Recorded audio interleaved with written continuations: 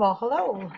This is a continuation of Chapter 6 in the positioning book, and this is lecture on tibia and fibula, or the lower leg. When we look at the lower leg, we look at the lower limb in general, basically this, starting with the toes all the way up to the hip and pelvis, this covers Chapter 6 and 7. Chapter 6 takes us through the foot, the ankle, the lower leg or tib-fib, and the knee. And then Chapter 7 will cover the femur, the hip, and the pelvis. When we look at some of the anatomy of the tibia and fibula, this is actually found on page 218. And you can see all kinds of anatomy is found on these two bones. So we have the tibia here and the fibula here. And when we look at this, you can see the anterior crest. Now, the anterior crest, typically that area on your leg, when we reference our shin, and it's that very front portion, and you can kind of feel if you palpate with your hand over your tissue, you can kind of feel that ridge of bone. It's extremely painful when you injure that area, like if you smash it on something or you run into something and you smash that area, we typically say our shin, that's your anterior crest. We have the articular facets that are in the tibial plateau. Okay, so right up here you have the articular facets that articulate with the distal portion of the femur. You have the body of the fibula. The fibula is the lateral bone. Tibia is the medial bone. We have the intercondylar eminences, or the medial and distal intercondylar tubercles, are found here. These two little points up here are the parietal eminences or intercondyloid eminences. And then we have the medial condyle and the lateral condyle of the tibia. We have the medial malleolus and lateral malleolus of the tibia and the fibula, and we looked at that when we discussed ankle positioning and the fact that they don't actually sit parallel to the coronal plane. We talked also about the fibula sits more posterior than the tibia. And then just like in the forearm with two joints, we have a proximal and distal tibiofibular joint. Okay, so just like on the forearm where we had proximal and distal radio-ulnar joint, we have proximal tibiofibular joint and distal tibiofibular joint.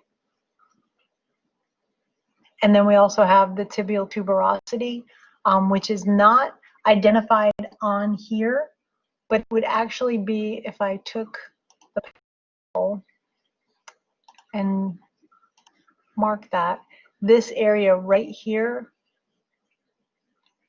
right in here is that tibial tuberosity. And again, if you palpate the front of your leg just below your patella or your kneecap, especially if you have one leg crossed over the other, you can actually feel that bump or this ridge, kind of, it's not really a ridge, but it's this bump right here. You can feel that on the anterior portion of your tibia. So patella would come right in here.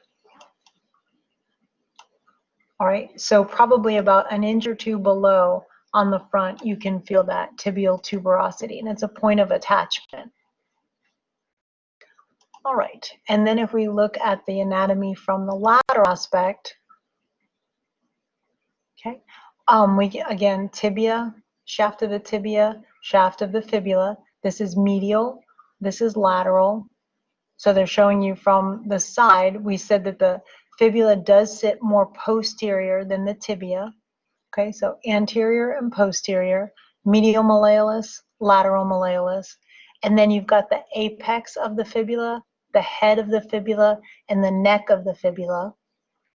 And when we look at the tibial plateau that is found on the tibia, notice it is not straight across. Okay, when you look at the degree of angulation, it's about 10 to 20 degrees from parallel.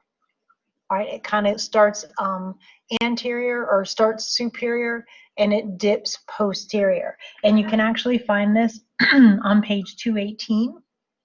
And if we look at this, if I go back for, well, the upper articular surface of the condyles, there's two smooth articular facets, which are called the tibial plateau.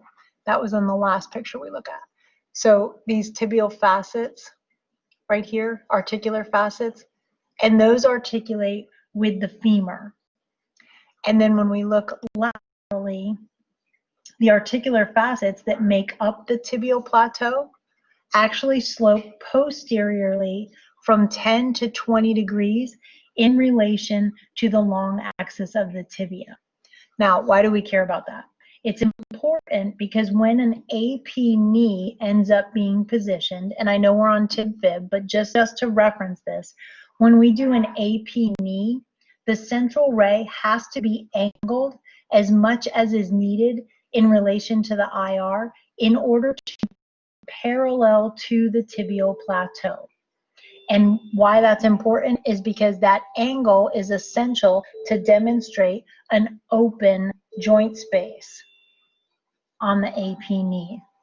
So this angle right here is important because it has to do, when we do the AP knee, we need the central ray to be parallel to the tibial plateau, meaning parallel to, if this is the slope, then you need your central ray to be parallel to that slope so that you demonstrate an open joint space.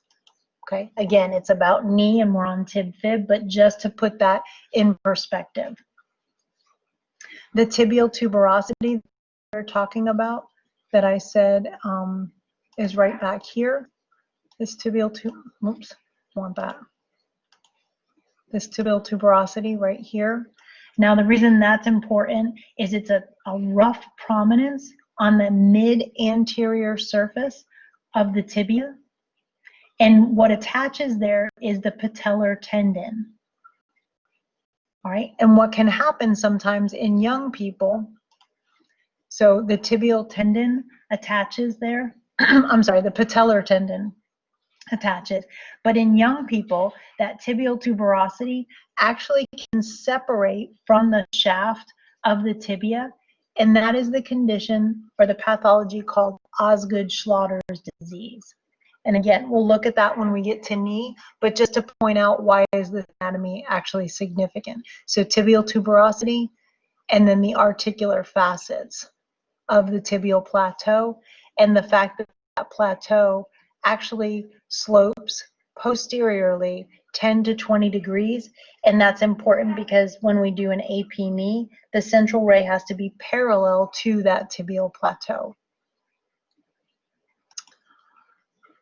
All right, radiographically, if we look at the anatomy on the AP, again, all labeled, I labeled it all out for you. So if we look at A, this is the medial condyle. Then you've got the shaft or the body of the tibia is B. C is your medial malleolus. D is your lateral malleolus. And this is a right leg. Okay. E is the shaft or the body of the fibula. F represents the neck of the fibula. G represents the head of the fibula. H is the apex of the fibula. I is the lateral condyle. And then J is where the intercondylar eminences are. Okay, so right up is the tibial plateau. You've got your articular facets out here where the distal femur articulates to form the knee joint. And right in here are your intercondylar eminences. And again, this image can be found on page 22. And again, this is an AP of the right tibia. And if we look at the tibia in a lateral view, again, I labeled it for you. So A represents the intercondylar eminence, or those two little points that we saw in the drawing that we looked at. So that's A, you can see that little dotted line. B represents the tibial tuberosity, which we said the patellar tendon connects there. And in some young people, it'll actually pull that tuberosity away from the shaft of the tibia, and that is called your Osgood-Schlatter's disease. C represents the shaft or the body of the tibia.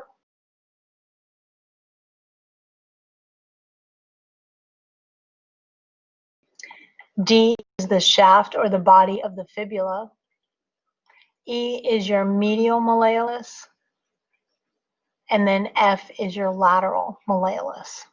Okay, so just correlating our anatomy to the radiograph so that when you're visualizing the radiograph, you're able to make out how that anatomy transposes to the radiograph, or how we see it visually on a radiograph compared to how we see it when it's just drawn like that. So there's your lateral, and then that correlates to the anatomy on this.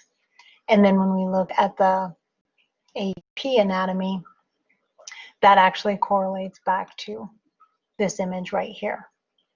Okay, so important to know our anatomy moving forward. Again, I reiterate it almost every time we lecture that you have to understand your anatomy, because if it doesn't play out the way you anticipate on your radiograph, you have to know how to correct the radiograph. As far as the joints of the lower limb, again, we've looked already at the foot. We've looked at the os calcis or the calcaneus, the heel. We've looked at the ankle. And now we're going to actually look at both long bones, the tibia and fibula. And in order to image long bones, remember you have to include both joints. So we have to include the ankle joint and the knee joint on these images. All right, as far as tib-fib imaging, and a lot of times that's just how we refer to it as tib-fib. It's short for tibia and fibula. Sometimes they will say lower leg x-ray, but typically tib-fib is an acceptable shortened version to what we're referring to. So it's a long bone, and typically with long bones we get two views. We do an AP and a lateral. Okay, let me go back one second. So tib-fib is an AP and a lateral. The technique on this is going to be 70 kVp at 2 Mass. And we're actually going to look at first the AP image. AP is actually found on page 244. All right, and notice, I just want to show you before we start, they actually have the adult on a 14:17 lengthwise, the length of the long bone running parallel to or along the long axis of the IR. But you have to include the knee and the ankle, and they're kind of pointing out where they are. Notice how it's very, very close to the edge of the IR.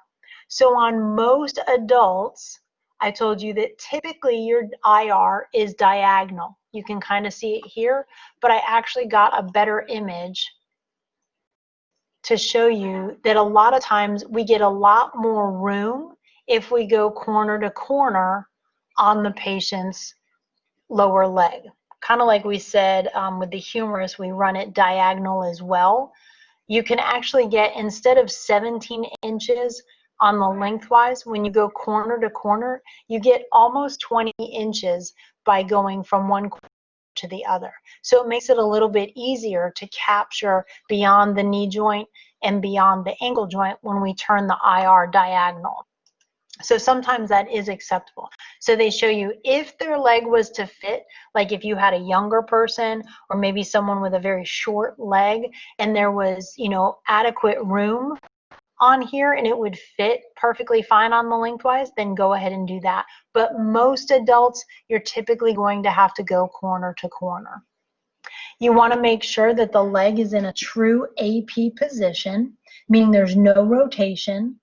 So the patient would lie on their back on the table, and you want to make sure that their pelvis and their knee and their leg are in AP position, no rotation.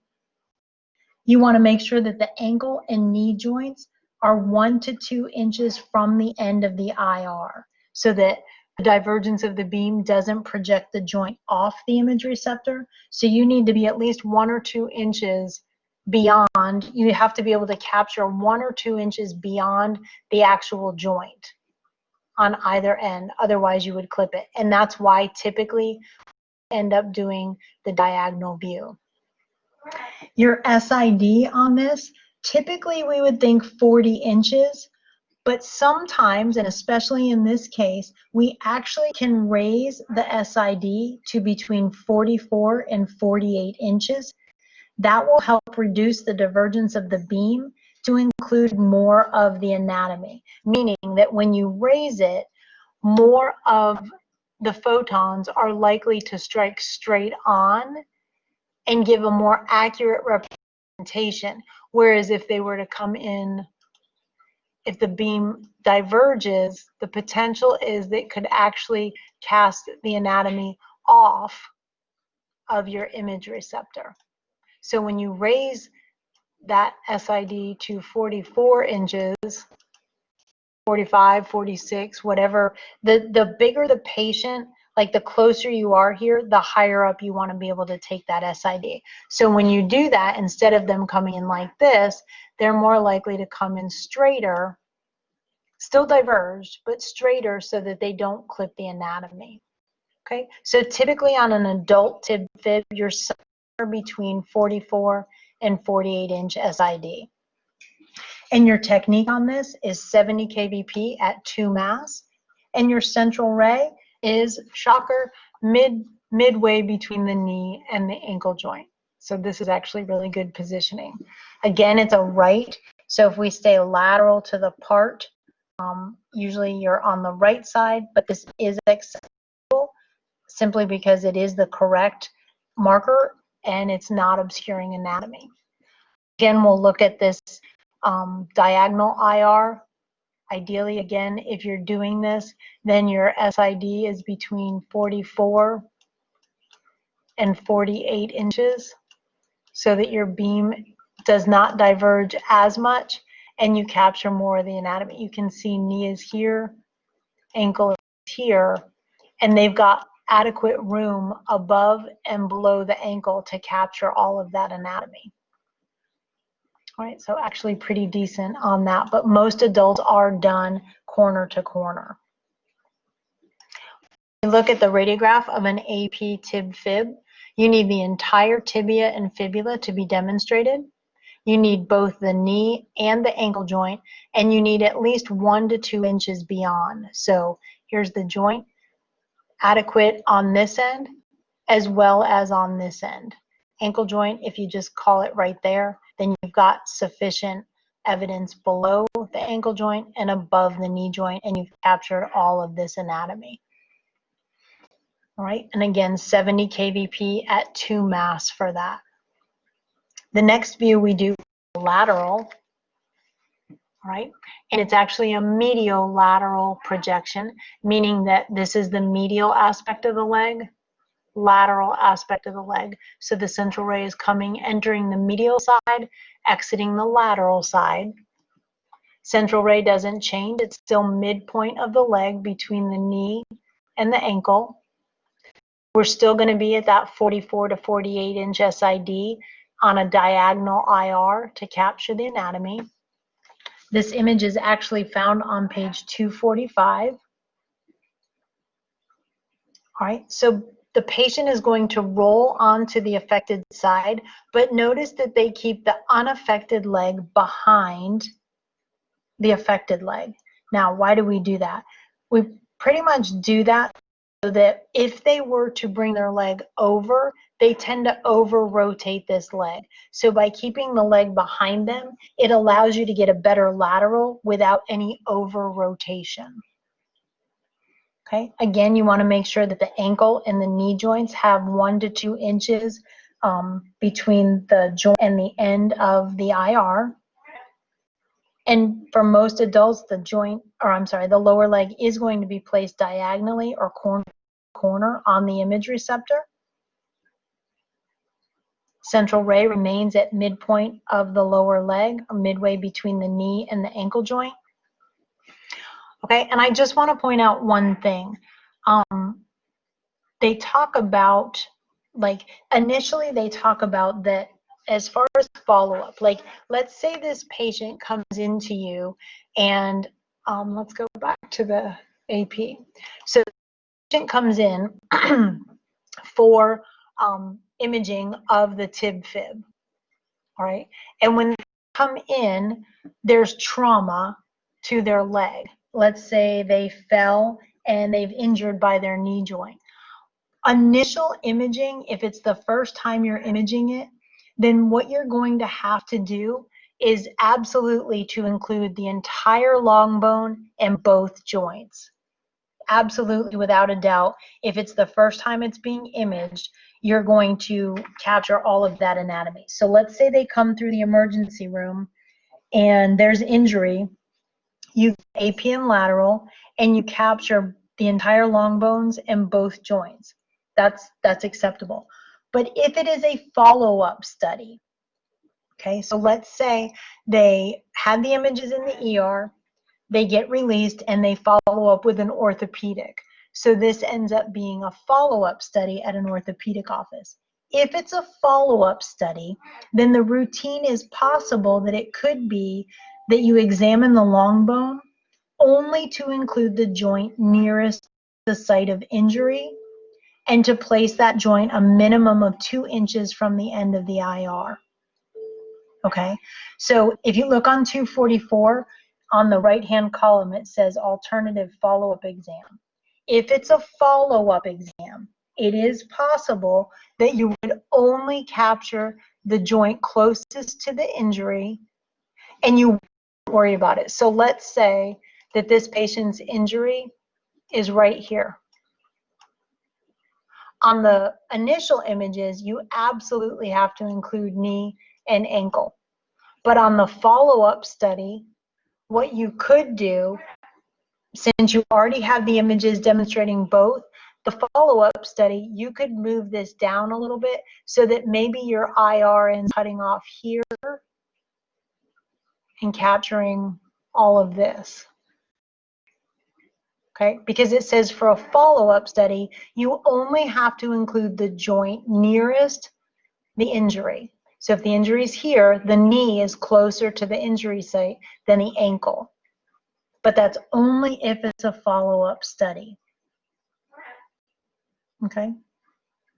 So initial study, no, you have to capture both. Follow-up study, it is possible that you only end up capturing one of the joints on a follow-up study. And the same thing would hold true for the lateral. If it was a follow-up study on that same patient that we just did, and the injury is here, just like it was on the AP, then we don't have to include the ankle. So maybe IR ends up cutting off here, but we end up getting up to here. Okay, so you include the joint closest to the site of injury on a follow-up study. But on an initial exam, you absolutely have to capture both joints and have sufficient room beyond each joint. All right, the evaluation criteria in the lateral, the things that you need to see on there, again, the entire tibia and fibula have to be demonstrated. The knee and ankle joints have to be demonstrated with a sufficient amount of 1 to 2 inches below the ankle and above the knee. The proximal head of the fibula is superimposed by the tibia. The distal fibula is superimposed over the posterior half of the tibia. And again, 70 kVp at 2 mass is optimal because you can still make out the soft tissue, the calf muscle there. You can see soft tissue on the anterior surface, which is acceptable. So this is actually a really good radiograph. And just to point it out, tibial tuberosity is this area right here, where you can kind of see that little bow in the bone. That is the place where the patellar attachment is. Okay.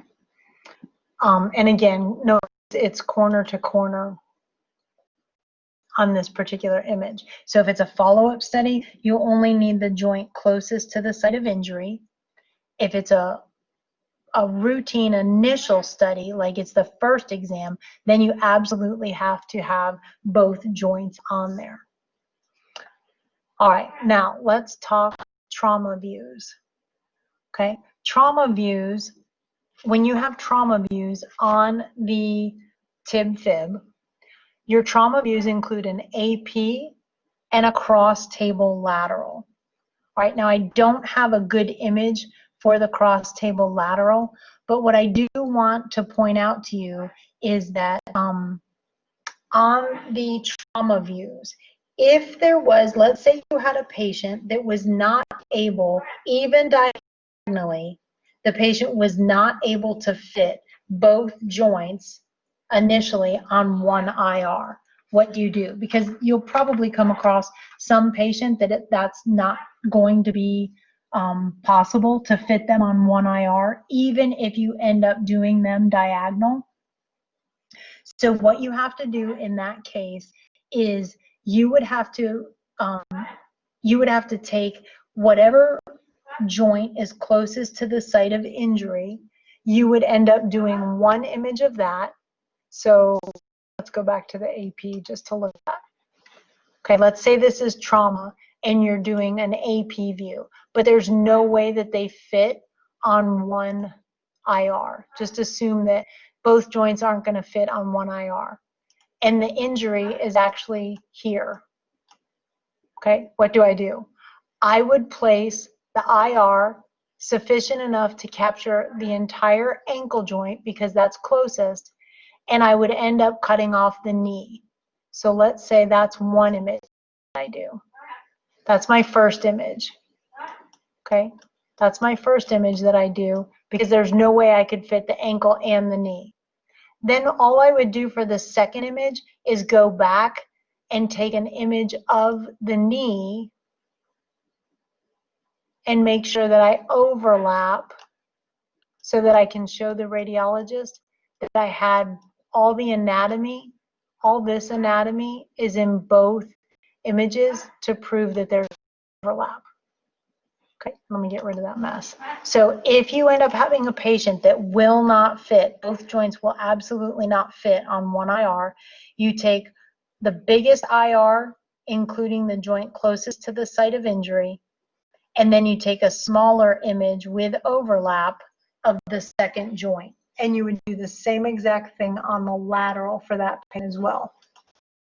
So on the lateral, if this is our patient and the injury was down here, you would do one lateral, making sure to include the joint closest to the site of injury. That would be your first image. And then you would go back. I guess that probably, let's do that again. Injury site is right here. Ankle's closer than knee. So we end up getting one image to include the ankle. That's your first image. And then you go back and you get a knee image for the second one.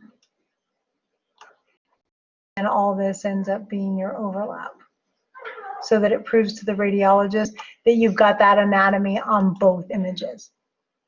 Okay, so you could potentially have 4 images instead of 2. If you can fit diagonally, corner to corner, then you have 2 images, one AP, one lateral. If they don't fit, there is a possibility that you actually have 4 images for a trauma TIB-FIB. Okay, so you do AP, and then I do not have an image to show you for the cross-table lateral. I know it seems ridiculous, but I promise you I could not find any image on the internet showing a cross-table lateral TIB-FIB. But if you had to do a cross-table lateral TIB-FIB, all that would mean, we'll go back to this image. Remember, a cross-table lateral implies a horizontal beam. And we said that a horizontal beam, when we're doing it for air fluid levels, we call it a decubitus. But when we're doing it to rule out a fracture, when the patient is unable to roll onto their side for whatever reason, so we end up with the tube, right? The tube would be coming this way. Okay, so we've got our tube there. And the IR would be standing up alongside the patient over here. and the beam would be horizontally shooting through it, that's called a cross-table lateral. We're not looking for fluid levels. We're simply putting the leg in a lateral, making it appear laterally by using a horizontal beam instead of the beam coming from, normally the beam would be like this in this particular picture, right? And the x-rays are this way, and then you have the part in the IR. So instead of it being a perpendicular beam, now it's a horizontal beam. And when we do that, we tend to refer to it as a cross-table lateral, and you'll either see it written out like this where it's cross-table lateral, or sometimes they'll just put X for cross-table. So your trauma views would include an AP and a cross-table lateral if the patient was unable to put themselves in a lateral position. Let's say the patient came in, they had a bicycle injury, and when they fell off the bike, their leg got stuck underneath the bike and it bent and the bone is actually sticking out.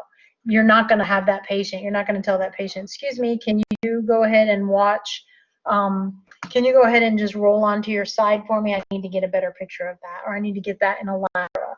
They're never going to do that. So you would make the beam horizontal and do a cross-table lateral to demonstrate the tib-fib in a lateral position. Right, and that's the views that we would do for a trauma. So that concludes talking about our tibia and fibula. Again, 2 views, 70 kVp at 2 mass. Ideally on an adult, they're done on a diagonal IR, 2 images.